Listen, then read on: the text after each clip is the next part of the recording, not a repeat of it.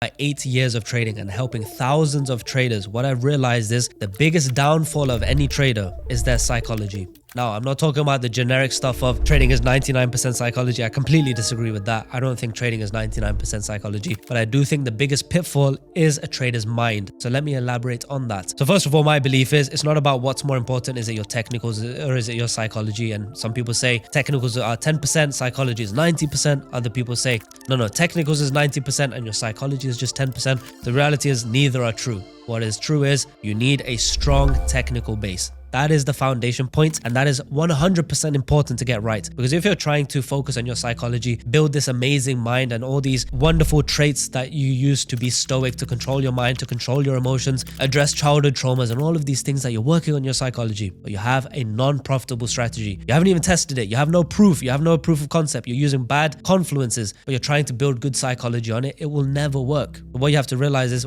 what is your problem? Is your issue your trading technicals and your edge, or is your issue your psychology? So first of all, you have to make a strong edge that is proven by data, that you've tested over time, that you've split tested, that you've stress tested, that you've tested in the live markets, and over a large sample size, you've made a decision that yes, I have an edge and it's a proven edge. My technical edge is profitable. Now my job as a trader is to find a profitable edge and then follow my profitable edge. Now that following part is where psychology comes in, because you may know I have a profitable strategy, but if I am not able to follow it because of my mind, because of fear, because of greed, because of all these other factors that we have that come and go, that can fluctuate from even the best of traders, that is the inability to follow your proven edge. And that's the human element. So that's where we work on our mind and we say, okay, I've built my technical foundation. It's proven, it's solid. Now let me work above and build a house on it. Strong foundations of strong psychology. So it's in steps. First technicals, then psychology. But what I found is even when traders have mastered a technical edge, even when they found strong psychology, their biggest downfall is still their mind. And now what I mean by that is the element of emotion and discretion is by not having stability and understanding what your metrics should look like. For example, you might have great confluences, a great strategy,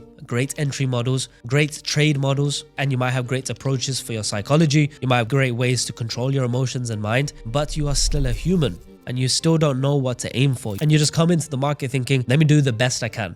Let me see how much profit I can pull from the market, as good as I can get. And you treat it like a performance sport where I come and I train and then I perform. And it's just, if I win the game 1-0 or 3-0 or 5-0, I'm just going for the best win I can. And trading is not the best approach because you haven't realized what is your aim, what is your metrics. I'm not just talking about profit targets. I'm talking about targets of all of the verticals that we have to play with. Remember, there is uncontrolled variables in the market and controlled variables. The uncontrolled are, for example, the market is going to do whatever it wants to do. We can't control that. Even if we believe we have the best strategy and that should be a sell because of all of the confluence I have, but it still goes bullish, the market is always correct. It's out of our control. So what is in our control? So there's only a limited amount of things in our control, and it's usually our actions. So we can actually control our win rate. As controversial as it may seem, we are kind of taught to believe our win rate is given to us. Based on how good of a trader you are is where your win rate is. So a better trader is a trader with a better win rate.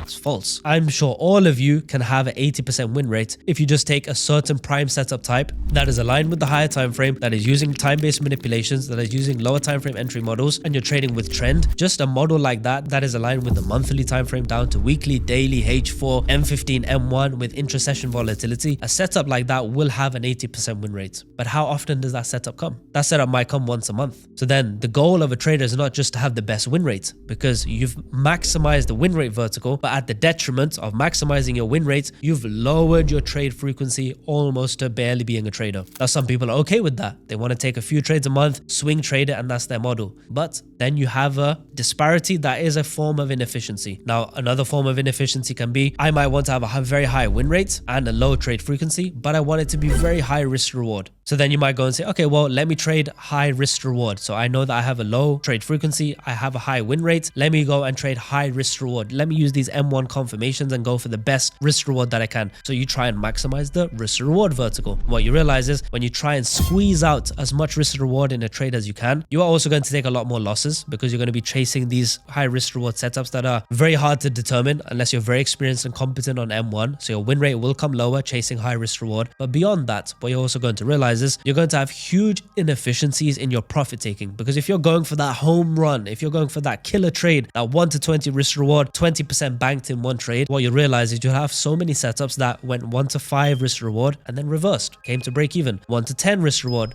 and then reversed back to break even, but you didn't take a partial. But what you realize is it will become a bell curve in your profit taking, where you have some of your trades go slightly in profit and then break even. Some of your trades will go 50% to your profit target and then break even. Some of your trades will go 100% to your profit target and then maybe even beyond. So if you track that, what you realize is there's a few that go part of the way, most go at least halfway, and then a few go all the way. So when you realize if you're trading high risk reward, your optimal route is not to just hold full position size all the way to the end and try and get a big 1 to 20 risk reward. That's an inefficiency. If you now add in smart profit taking systems and partial taking systems, what you realize is if you follow your data and you follow your own bell curve, you realize exactly where on your bell curve it is optimal to take profit. So it might be at, let's say, 1 to 3 risk reward, you take a partial, and at 1 to 10 risk reward, you take full volume, and then you don't go for these home runs. So point being, it's kind of like a balancing act where you have a sliding scale of your win rate. If I want to have a very high win rate, I can, but I have a low trade frequency. If I want to have a very low win rate, I can take trades all day long, but I'm going to have a low win rate. So then there's the sweet spot. So for me, my personal sweet spot is I have trade models where I know this type of trade is an A+ setup, 80% win rate. This trade setup is about a 30% win rate because it's counter trend and it's not trading at the best time, not the best confluences. It's a 30% win rate. But if I have a good risk reward on that, maybe in certain situations, it makes sense to take that trade. So what I've realized is based on my scenario, if I'm up for the week, if I'm up for the month, then I can be a little bit more relaxed. If my win rate in the last 20 trades is becoming like 70% and I'm up, I'm in profit, then I know I can afford to take hedges. Then I know I can afford to scale in. Then I can afford to take less probable setups because I'm playing the risk reward game. Because I have a buffer in my win rate, I like to keep my win rate between 45 and 55%. If my win rates are now creeping up to 70%, I can start to take these low probability counter trend hedge trades. I will bring my win rate back into my preferred buffer. But these setups allowed me to catch high risk reward trades, some of them being losses, but it's within my controlled range. I'm within my controlled range of my win rates. I'm maximizing my risk reward and profit taking, and I'm playing the levels of win rate, risk reward, trade frequency, risk management, and profit taking systems. And you realize it's all a dancing act between all of these variables. It's kind of like spinning all of these plates or filling all of these buckets, and you need to know what to aim for. So what I recommend you do is not just have a strategy, not just have technicals, not just have psychology, not just have confluences and try and just trade it and hope for the best. No. A great trader realizes that you are in control of all of these things. So you can decide what to do based on your situation. If you're going through a losing streak,